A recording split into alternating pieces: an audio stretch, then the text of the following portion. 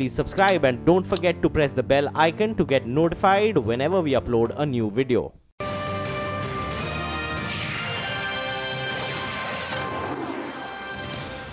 मजबूती के साथ भारतीय बाजार देखिए खुले ज़रूर, लेकिन ऊपरी स्तर से थोड़ा सा दबाव ज़रूर देखने को मिल रहा है।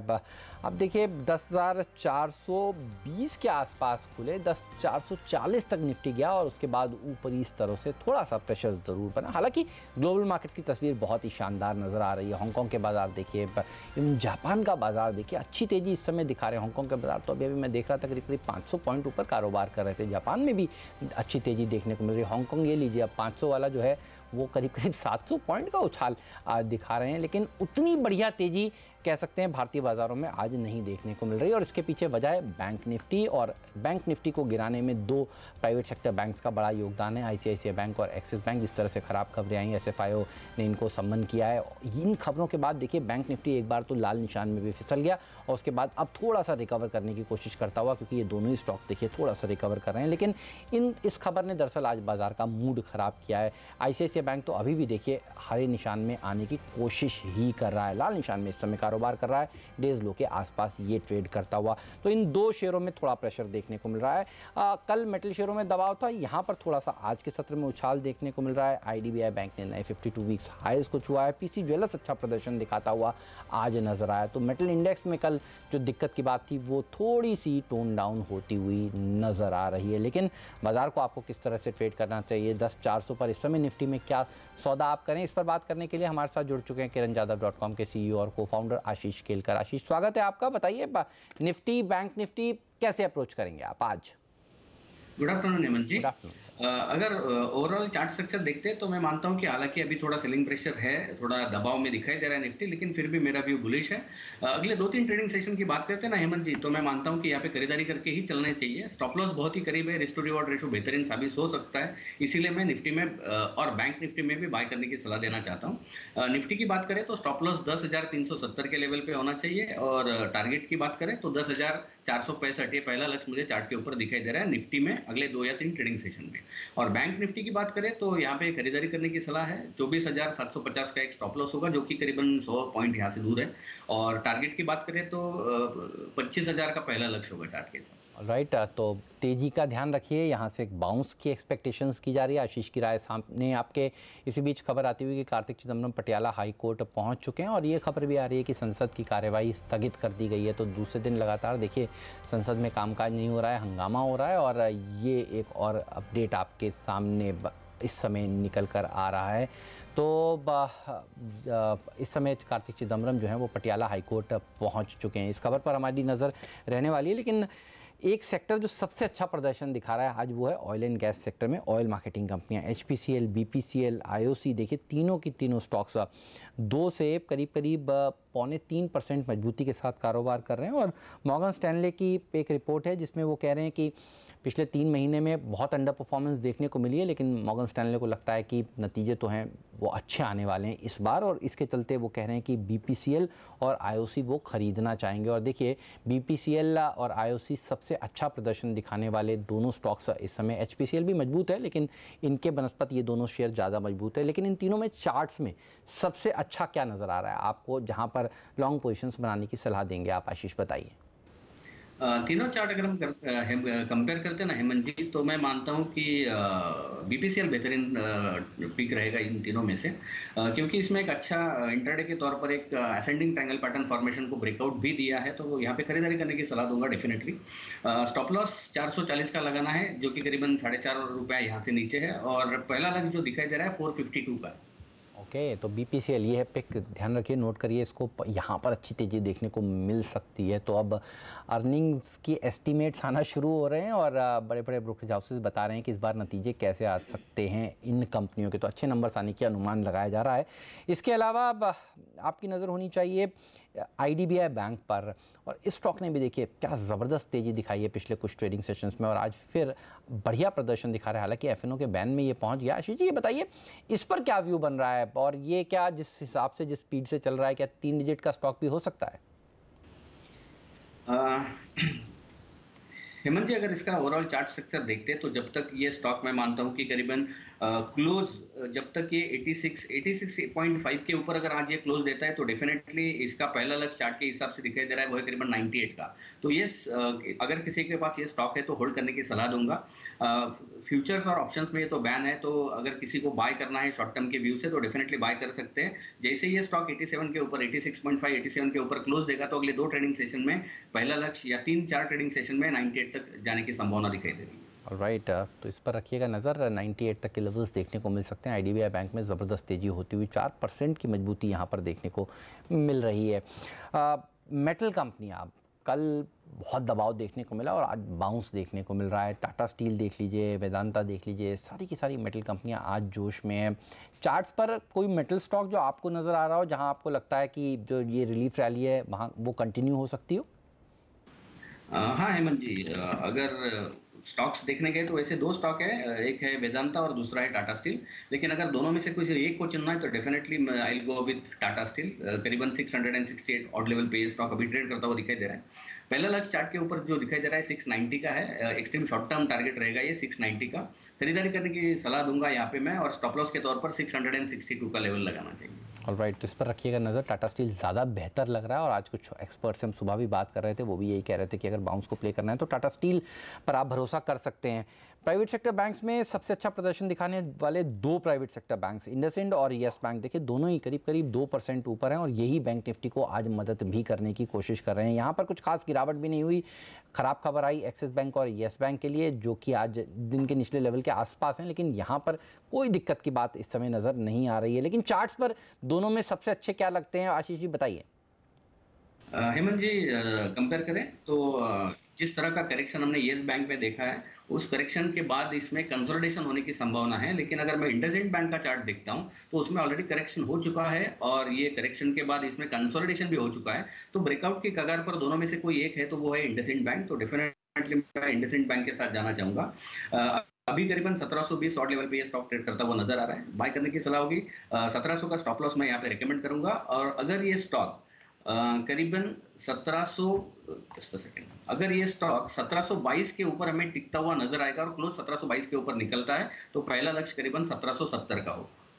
ऑलराइट, तो रखिए नज़र इंडसइंड बैंक पर और कुछ और स्टॉक्स पर रखिएगा नज़र। अभी भी हमारे डायरेक्टर साहब हमें बता रहे हैं डिश टीवी देखिए अब 5.5% नीचे पहुंच गया है। तेज़ी से ये शेयर देखिए नीचे जा रहा है। डिश टीवी के ऊपर एक चार्ट चेक भी लेंगे, ये देखिए डेज लोग पर बीईएमएल के लिए कोई राहत की खबर नहीं। और हमने आज सुबह भी आपको बताया था, जो कल खबरें चल रही थी कि बीईएमएल में सरकार ने हिस्सेदारी बेचने का फैसला लिया है 26%। ये पुरानी खबर थी, इसमें कोई नया नहीं है। और आप देखिए जिन्होंने कल खरीदा था वो आज पछता रहे हैं। और ये दिन के निचले स्तर पर इस समय बीईएमएल कारोबार कर रहा है। क्या ये और नीचे जा सकता है? डिश टीवी में अब अगला टारगेट क्या है? पॉइंट ऊपर सेंसेक्स कारोबार करता हुआ और मिड कैप इंडेक्स भी इतना ही मजबूत है। लेकिन ध्यान रखिए सुबह सुबह जब बाजार की शुरुआत हुई थी तो 1 गिरने वाले शेयर के सामने 7 बढ़ने वाले शेयर थे। और अब आप देखिए एडवांस डिक्लाइन रेशियो लगभग बराबर का होता हुआ नजर आ रहा है। यानी मिड कैप्स में थोड़े सा दबाव देखने को मिल रहा है। ये देखिए लकीर जो हरे निशान के साथ, अब देखिए ये लाल लकीर के साथ मिलती हुई नजर आ रही है और गिरने वाले शेयरों की संख्या थोड़ी सी बढ़ती हुई इस समय दिख रही है। लेकिन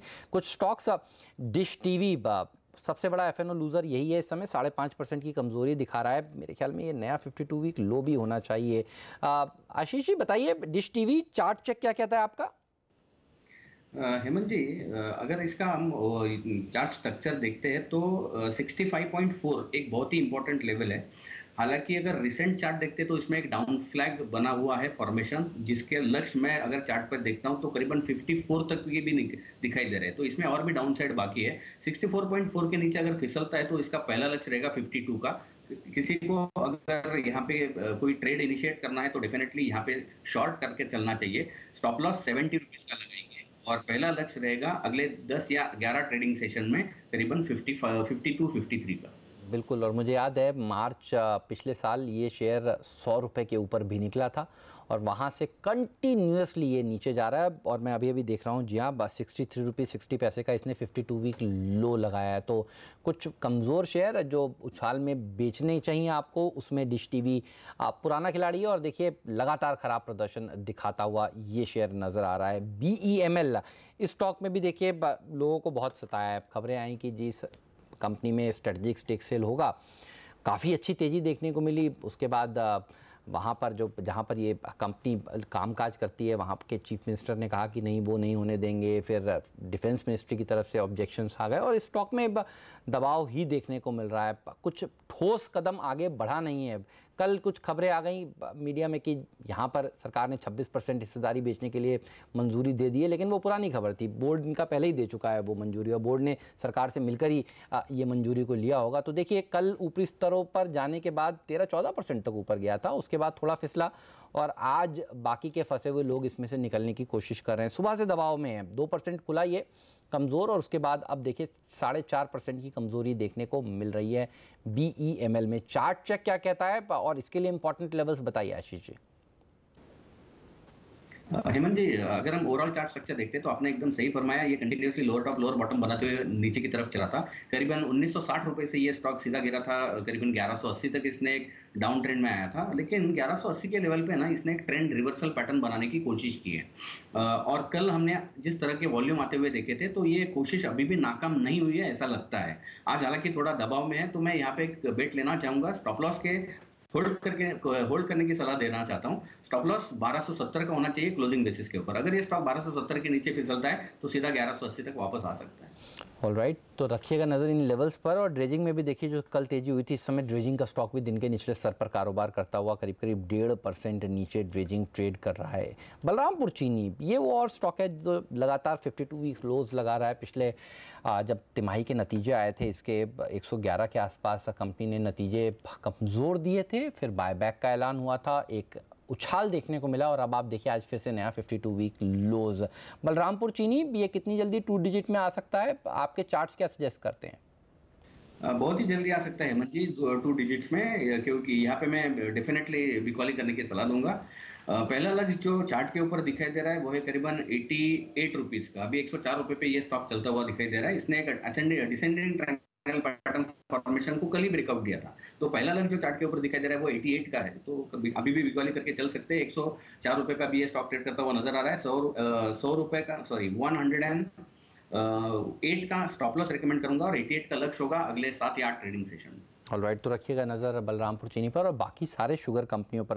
त्रिवेणी देखिए, त्रिवेणी के लिए तो कुछ दिनों पहले ख़राब खबरें भी आ रही थी कि जांच हो रही है वहाँ पर कि किसानों का बकाया क्यों नहीं दिया गया, फंड डाइवर्जन की खबरें भी वहाँ पर थीं। और देखिए 8% नीचे ये स्टॉक इस समय कारोबार करते हुए। द्वारिका शुगर भी देखिए 11% नीचे। तो उत्तर प्रदेश की चीनी मिलों के लिए मुश्किल वक्त आज का दिन और सेस लगने की खबरें भी हैं। हालांकि जानकार बता रहे हैं कि इससे कुछ खास दिक्कत होने वाली है नहीं, लेकिन फिर भी देखिए ये शेयर में कोई रिलीफ रैली इस समय नज़र नहीं आ रही है। और बलरामपुर चीनी क्योंकि इकलौता शेयर है FNO में, इसलिए वहाँ पर ज़्यादा पिटाई होती हुई दिख रही है। कुछ और स्टॉक्स पर राय लेता हूँ। वेंकीज़, और ये देखिए आज भी मजबूत है। ट्रेंड के विपरीत ये शेयर लगातार अच्छा प्रदर्शन दिखा रहा है। इसको आपने देखा है क्या सर? अब 4000 के ऊपर ये सस्टेन होने लगा है और 3000 से 4000 का मूव तो बहुत ही गजब का था इसका। बल्कि पूरे 1 साल का पैटर्न देखेंगे तो बहुत ही अच्छी तेज़ी देखने को मिल रही है इस स्टॉक में। इस पर क्या व्यू है आपका?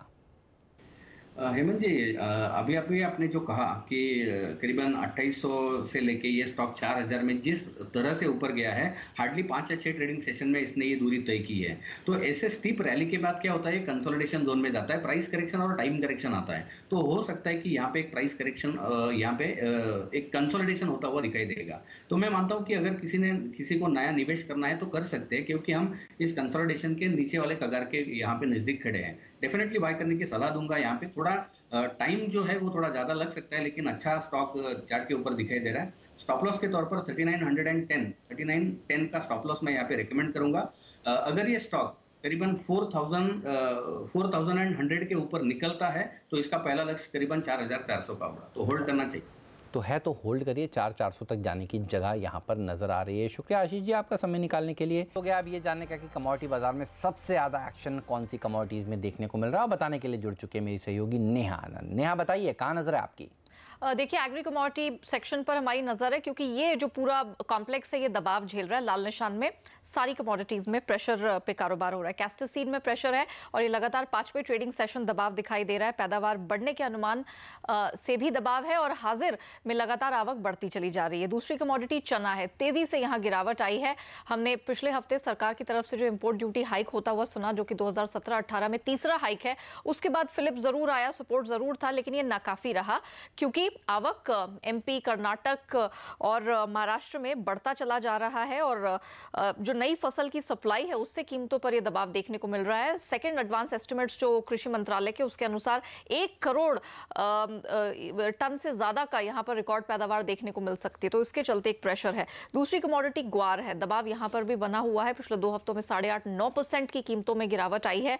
यहां पर भी प्रेशर अच्छा खासा बना हुआ है उत्पादन का और डिमांड काफी कमजोर है। इसको देखते हुए एसएमसी कॉमट्रेड ने सोयाबीन में आज खरीद की रेकमेंडेशन दी। उन्हें लगता है तेजी रहेगी, तो 3,920 का टारगेट लेके आप चल सकते हैं। वहीं सरसों को सेल करने की रेकमेंडेशन है। अप्रैल कॉन्ट्रैक्ट 4,180 के पास सेल करेंगे तो 4,120 तक का आपको टारगेट मिल जाएगा। ऑलराइट, इसके अलावा ये जो चीनी में खबरें आ रही हैं नेहा, ये बताइए, सरकार सेस लगाने पर विचार कर रही है, ये सेस है क्या, कितना लग सकता है?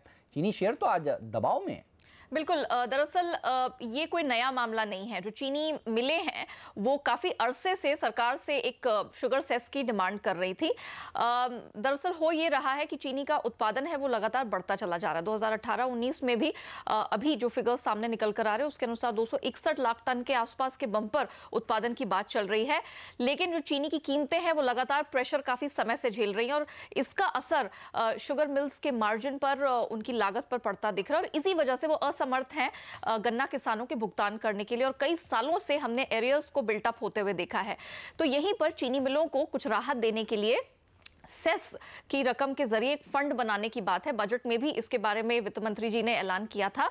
तो एक फंड बनाने की तैयारी हो रही कि जब कभी भी इस प्रकार की स्थिति हो, जब चीनी मिलें भुगतान ना कर पाए, तो इस सेस के जरिए, इस फंड के जरिए जो किसान है, गन्ना किसान है, उनका भुगतान किया जा सके। अब इसमें थोड़ी सा पेंच ये है कि यहाँ पर हम जीएसटी रेजिम में, जीएसटी युग में, जहाँ हम सभी इनडायरेक्ट टैक्सेस, तरह तरह के जो सेस लगते थे पहले, उसको दरकिनार कर चुके हैं। तो ऐसी स्थिति में किस प्रकार से इस नए सेस को लागू किया जाएगा सीमलेसली, इसी के लिए जो प्रधानमंत्री कार्यालय है, पीएमओ है, उन्होंने ये कार्यभार सौंपा है कृषि मंत्रालय को और वो इस बात के लिए कानूनी राय लेने के लिए वो लॉ मिनिस्ट्री से और वित्त मंत्रालय से परामर्श कर रहे हैं।